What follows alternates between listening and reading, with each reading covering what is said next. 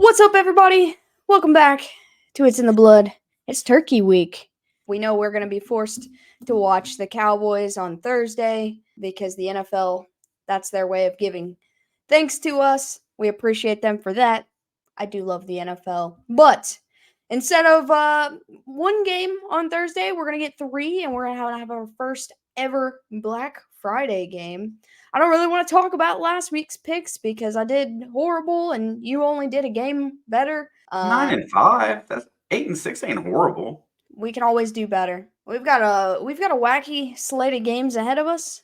Before we get into that, be sure to hit the like, subscribe, all that good jazz that you can do to support us. We appreciate it very much. Drop your comments below on who your picks of the week are, and if you want to pick along with us so we can see what you pick as well, join our pick'em pool in the description. There will be a link.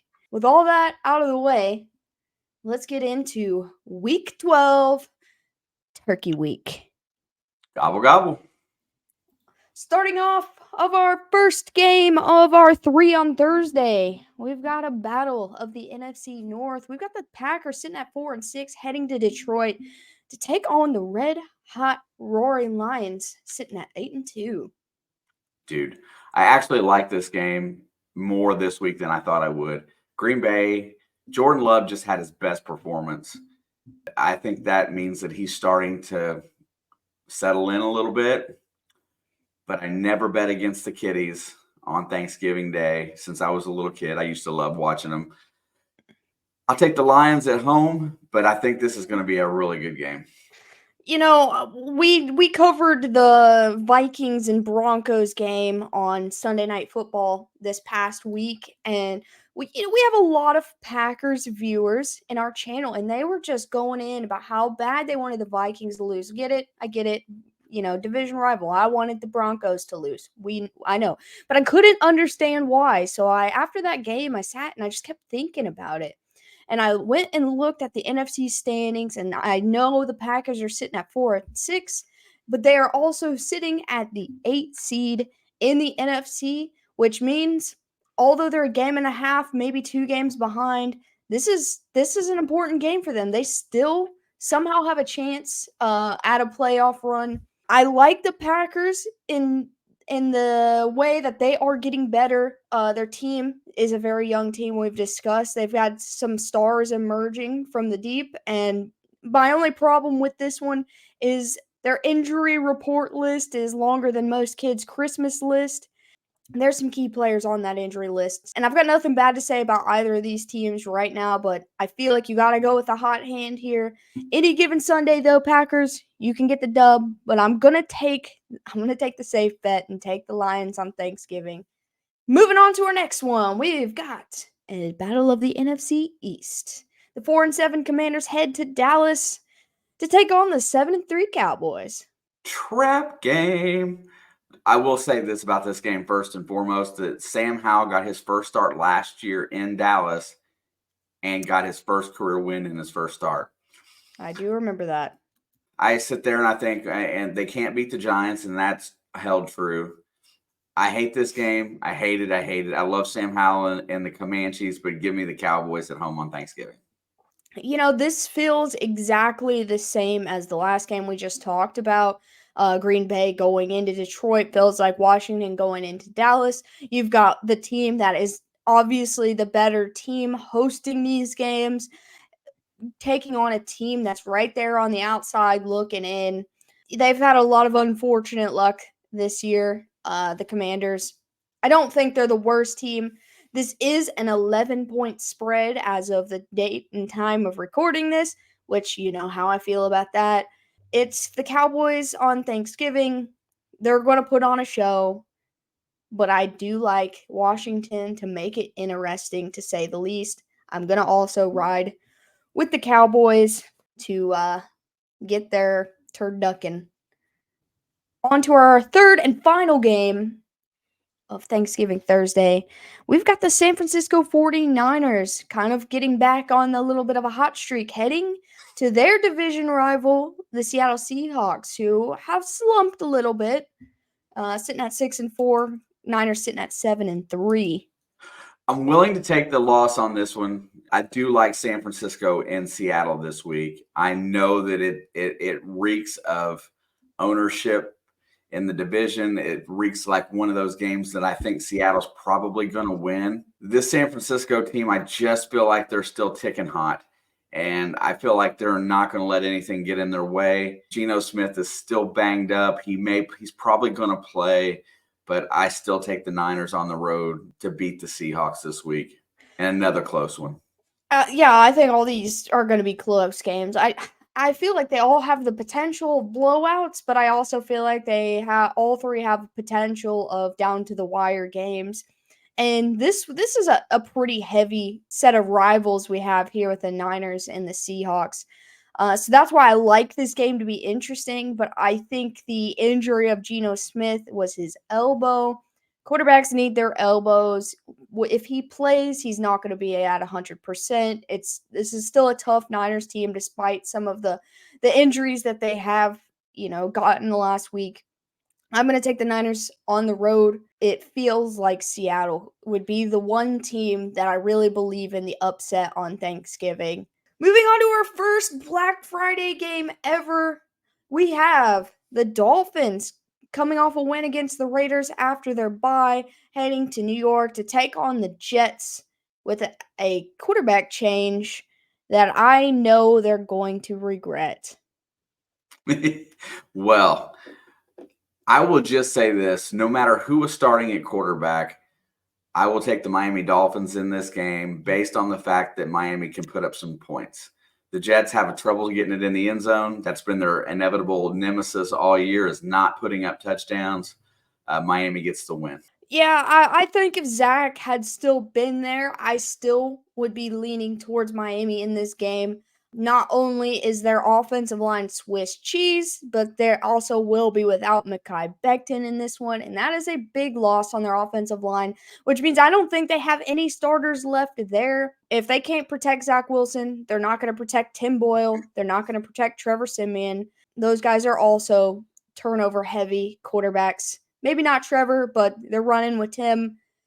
I don't like their odds here. I do like the Jets' defense in this one, but if Tim Boyle comes out in the first half and turns the ball over a bunch of times, this defense is not going to put up as big of a fight, I think. I think things might get ugly, so I'm going to take the Dolphins at an unrealistically high blowout. I know I said it on either Sunday or Monday. I have confidence in this team. Out of the three quarterbacks on their roster, I know Zach is the only one that could even be close to holding the locker room. Moving on to our first 1 o'clock game of the Week 12 slate, we have the Panthers heading to Tennessee to take on the Titans. Home game for Tennessee. The Panthers team is they don't have a good offensive line. Bryce Young has been beat to death this season. I feel like he's not getting a completely fair shake. But this defensive front of Tennessee is for real. I don't care who's at quarterback in this one. They can run the ball. They've got a good defensive line that will get sacks. Give me Tennessee at home. This will be the first game I will part ways with you this week. I know I picked the Panthers in a wild upset against the Cowboys last week. We all saw how that went out. If you take the fourth quarter off that game, the Panthers hung in there all game long, 17-10. Then things got out of hand. The Titans are not as high caliber of a team as the Cowboys are in terms of scoring points. If you look at statistically, the Titans have given up more yards to opposing teams than the Panthers. Their point scoring is relatively the same. I know the Panthers allow a little bit more points. Something tells me that this is a softer match for the Panthers, and Bryce Young finds a way to, be able to spread the ball out a little bit better, get his second win of the year. I know Tennessee's defense is not a bad defense, but it's going to be a lot easier defense to go up against. I like to say that this might be a pretty interesting game to watch. Two rookie quarterbacks going at it. It could be an ugly game. I don't know. But I'm going to take the Panthers. And we'll see what happens. Moving on to our next. This could be a game. This could be one of the better games or one of the worst games of the week. I don't really know. We've got the Jags heading into Houston to take on the Texans. The Jags sitting at 7-3, the Texans sitting at 6-4. This really feels like Jacksonville's got to feel a little bit of heat on their neck about winning this one. Never thought we would be at this point in the season with these two teams this close for the division. But here we sit, and CJ Stroud has been electric. Even when he didn't play his best game last week, his defense picked him up. I just have the feeling of inconsistency with the Jaguars. I don't know why. It seems like they're not always dialed in. If they come to this game a little bit not dialed in, Houston's going to blow them out. But I will take the Texans at home and ride with the rookie. So we watched, well, I didn't watch until the next day, but the Jags taking on another division rival last week kind of just put the hurt on Tennessee. The way that these divisional games go, I just feel like you're not going to replicate that 2 weeks in a row against a division rival, especially one with a gunslinger on the other side like CJ Stroud. And he straight up said in his interview, he said, "I made mistakes, but I'm not. It's not going to stop me from keep going out there, keep slinging the ball. I got guys that'll make plays. I'm just going to have to be better." And you know what? I'm going to take a second just to appreciate how much of a veteran presence it feels like when you talk to CJ Stroud, when these guys are talking to him, although he's the baby of the league. Yeah, this is one, like I said, Jacksonville's got to feel a little bit of heat back here, warming up. No matter how good they played last week, that doesn't matter this week. And so I'm also going to take the Texans at home to shake up the AFC South standings a little bit. Moving on to another 1 o'clock game, we've got the Pats sitting at 2-8, heading to take on the Giants, sitting at 3-8. Most of the time in my life, I would have thought of this game as a good game for the Patriots. Belichick has always been one of my favorite coaches, even though I don't like the teams that he coaches most of the time. And going into New York, now there's all kinds of controversy surrounding him. He doesn't care. He said today that he may start or play any one of his 4 quarterbacks in this game because he's just being Bill. But this Giants team is kind of intriguing this week. DeVito has been playing admirable. They have been fairly warm. They put up some points, and I look for them to continue that streak. Give me the Giants at home. I don't normally pick against the Pats, but I will this time.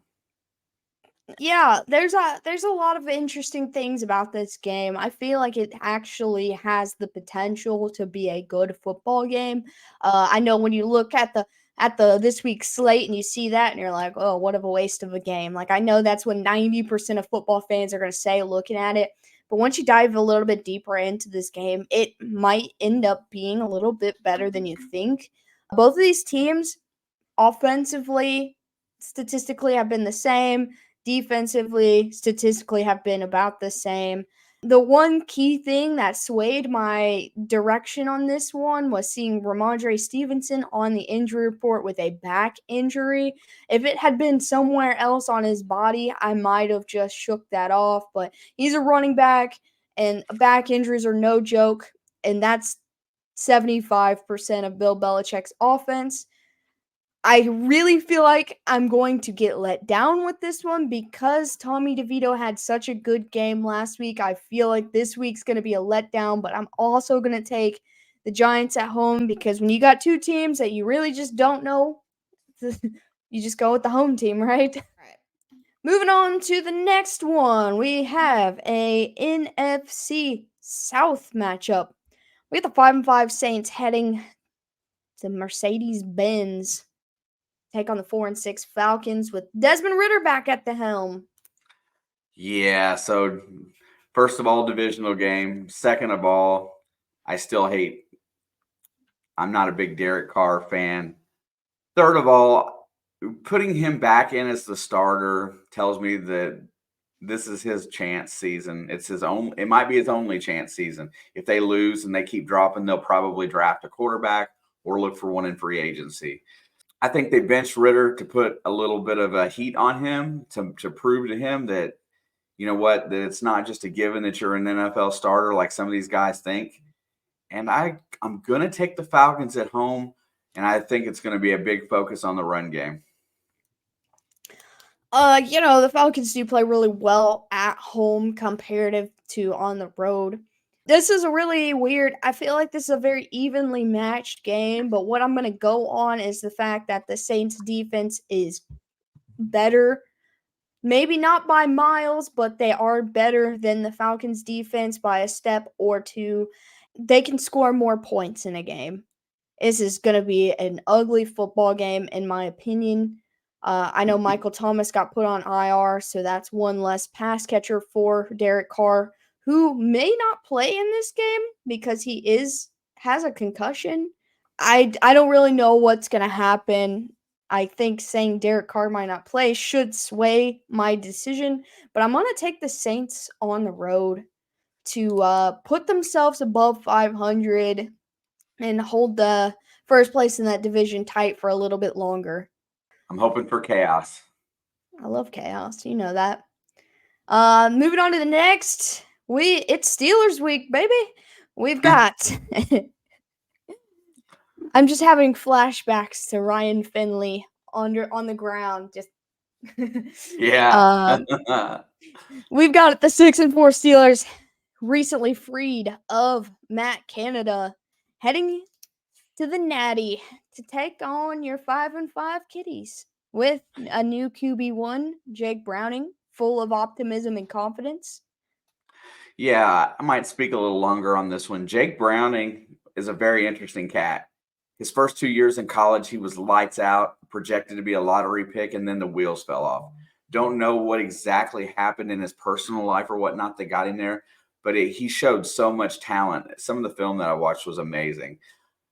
He's not the big quarterback that some of these other guys are out there, and he's going to have some trouble with the Steelers front.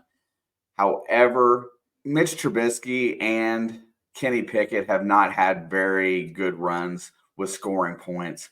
I think the Bengals managed to find a way to score a few points in this game, whether it be defensive or offensive. I just don't look for them to get embarrassed and continue losing. I look for them to make a little bit of a push here, whether if it might be short 1 week or two. But I'm going to take the Kitties at home, not because they're my team, but because I feel like this is the right time to pick them to win with a backup.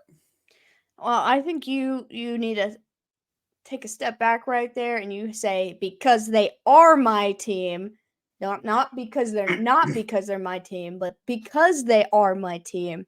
I would pick them either way. There is no reason and there is nobody to fault you for picking your own team in this situation. I look at this game and I have been barking for weeks about this Pittsburgh team, and I have officially became a Kenny Pickett doubter as of the result of this week, watching it play out. Now, was it Matt Canada? We're about to find out, right? It's going to go one way or the other. It was Kenny Pickett or it was Canada. We're going to learn over the next few weeks. But based on what I do know and what I have seen, I've only seen like 2 or 3 really good games out of this guy's career in the past year and a half. And I've only seen a quarter and a half or whatever, or 2 quarters out of Jake Browning. So I got a lot less to go off of. But teams struggle against backup quarterbacks. I know Baltimore doesn't count because that was middle of the game. They were already kind of riding hot in that game. It was just a situation where they were not going to lose at that point. But this is a new week. Cincinnati's played respectable at home for even their early season slump. They're capable of scoring more points. They've got all of the players to do so. My only concern this week for Cincinnati is the availability of Sam Hubbard and Cam Taylor-Britt both being on the injury list. We obviously already knew about Sam going into the week, but with Cam Taylor-Britt has a quadriceps injury. That's a big piece, but I think this defense has enough go in them to next man up this situation. And with such a weak offense from Pittsburgh, they're going to be able to contain them to a low amount of points as long as the offense doesn't give up a bunch of turnovers or anything like that. This team's got a lot of fight in them, and so I'm going to ride with the Bengals as well this week. And it's partial bias, but it's partial. I am so sick of this Steelers team that it's not even funny. Moving on to our next, this might be a kind of bold statement, but in my mind, this feels like the best game of the week. We've got Tampa Bay heading to Indianapolis to take on the Colts. What do you think about this game? I'm with you. I like it. I think this is going to be one of those games that's going to be exciting. This game is going to remind me of the Tampa Bay Houston game from a couple weeks back. It has that That's vibe. exactly what I was thinking of, man. It has that vibe. Gardner Minshew puts up good points in situations like this where it's high scoring and Baker Mayfield has a little bit more opportunity. Whether they come from behind, their running game is horrible. It's So gotten better. It's gotten he's going to better. sling it. So and it has gotten a little bit better over the course of the season, but I really feel like this is going to be one of those type of games. Whoever turns the ball over the least amount of times was probably going to win. But I like the Colts at home. But I like Baker to keep it close, and I'm glad that he's finding himself.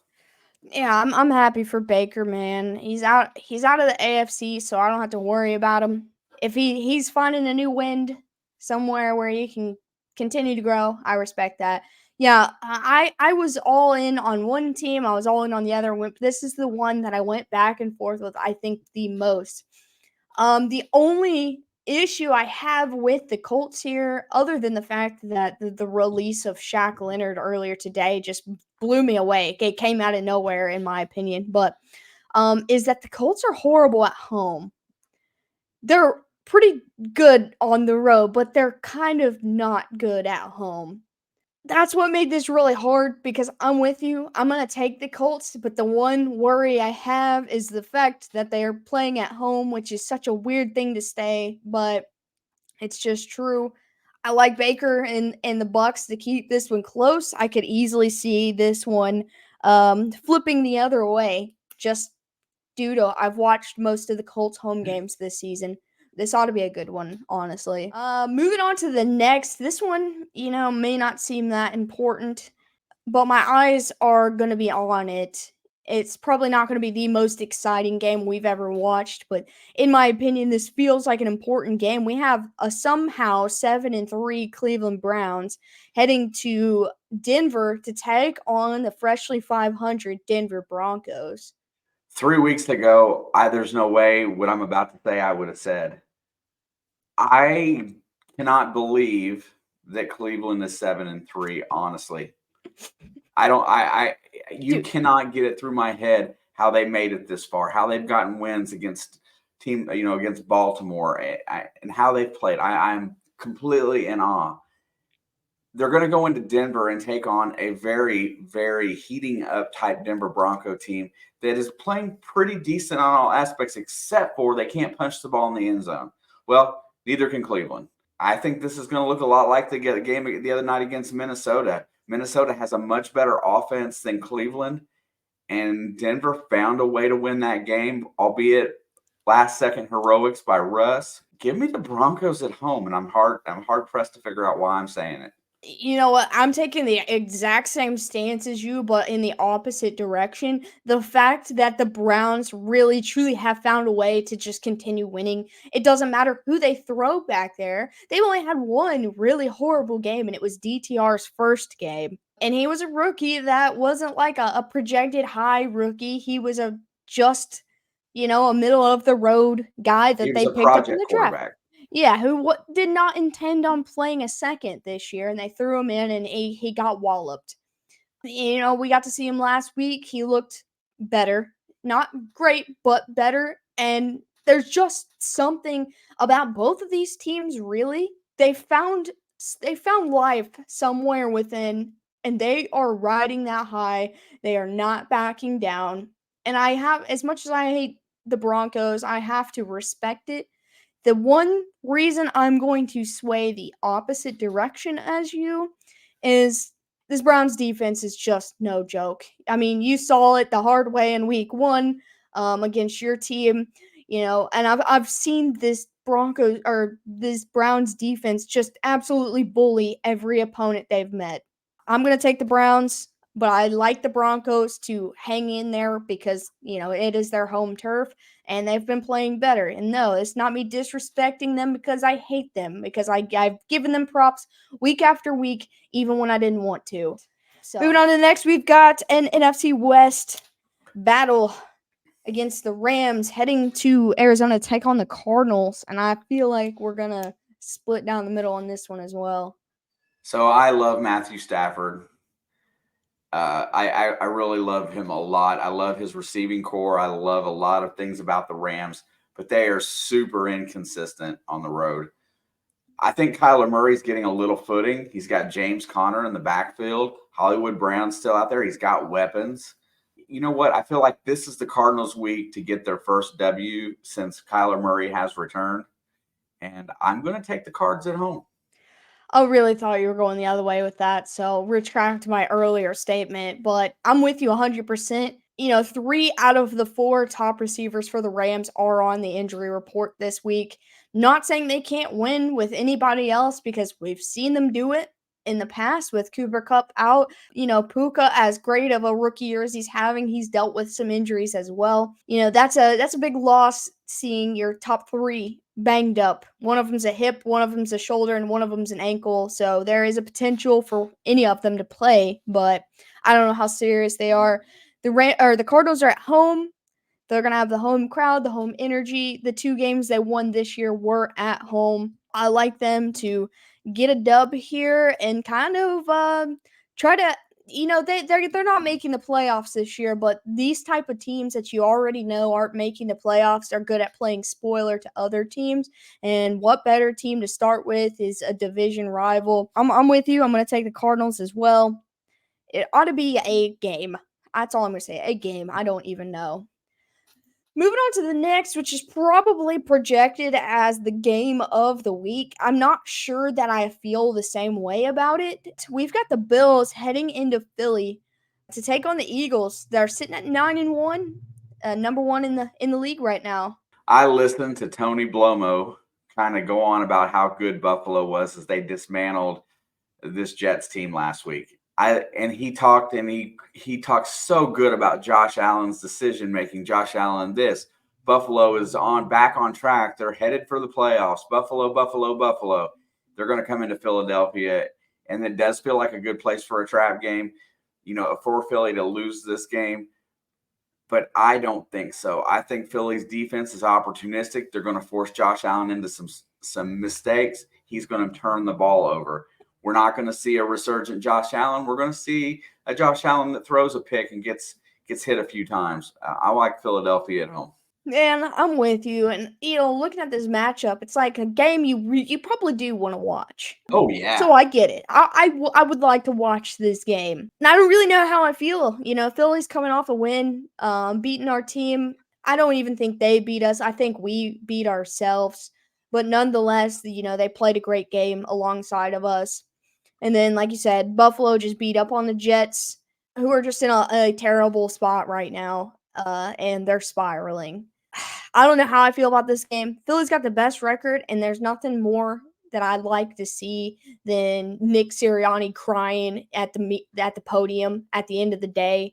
But Buffalo missing the playoffs would make me laugh so much. And so I'm going to ride with Philly, but I really don't know who I want to win this game. I'm going to take the home team here because Josh Allen makes mistakes against good defenses and bad defenses. He's leading the league in turnovers by himself alone. And so I'm going to take the Eagles. This is one of them games that I hope ends in a tie because I don't know how I feel about it.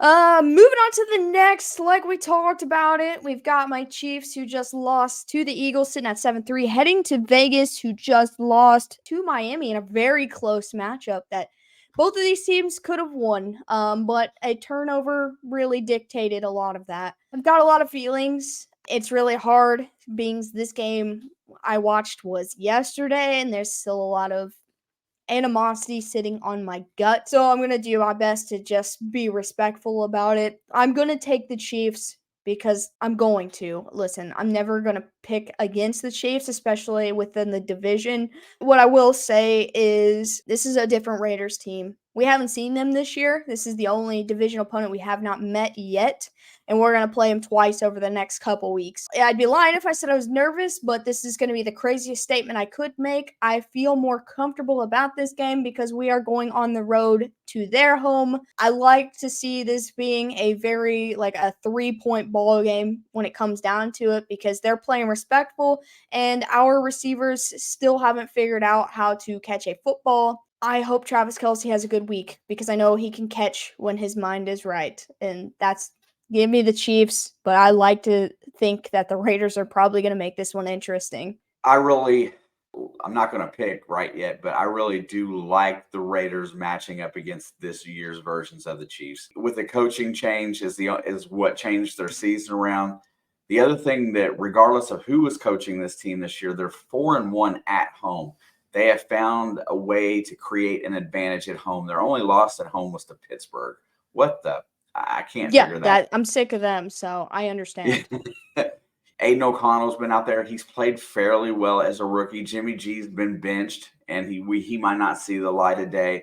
It is not the same team we saw a few weeks back. However, I just feel like the rookie quarterback going up against Spags, I feel like he's going to really do his dirty work. The secondary of KC's been doing a great job.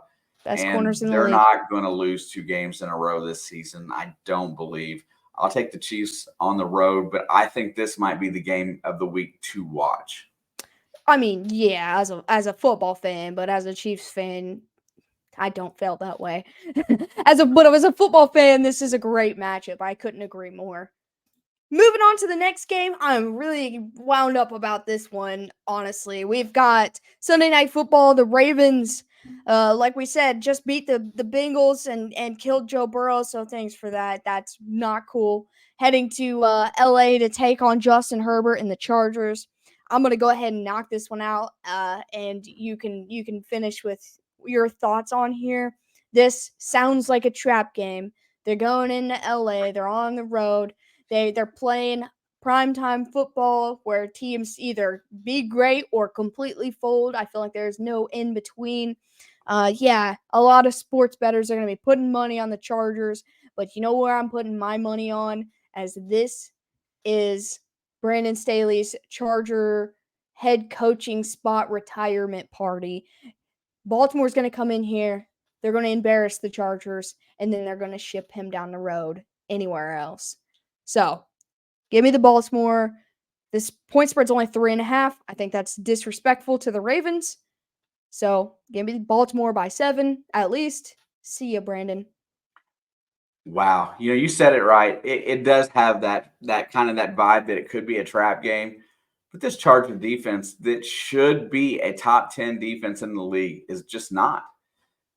They've got a coach that makes erratic decisions against a coach that plays pretty calculated football. Coaching, give me the Ravens.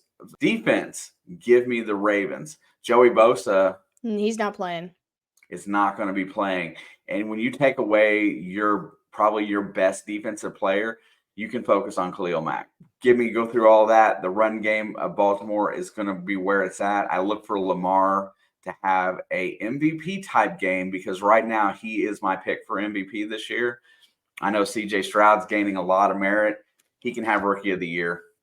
But those two right now are going 1-2 for me in MVP. I like Baltimore on the road, and I agree with you. If they embarrass the Chargers Monday morning, we might be seeing bye-bye to Brandon Staley. And moving on to our last game of the week, Monday Night Football, another NFC North matchup. We've got the Bears heading into Minnesota.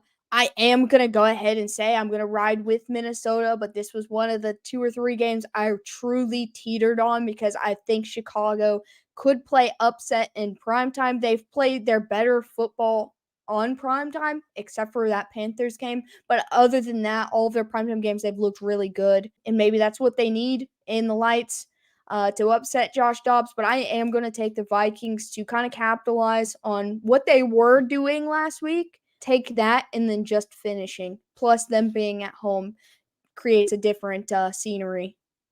Minnesota played a really good game in Denver. Denver played well. You can't, there was no extra give in that game. Minnesota played well enough to win on the road in the lights last week. I like this game. I think this game is going to be better than what we originally thought. I'm going to go ahead and I'm going to take the Vikings at home to win this game, but I have a statement about it.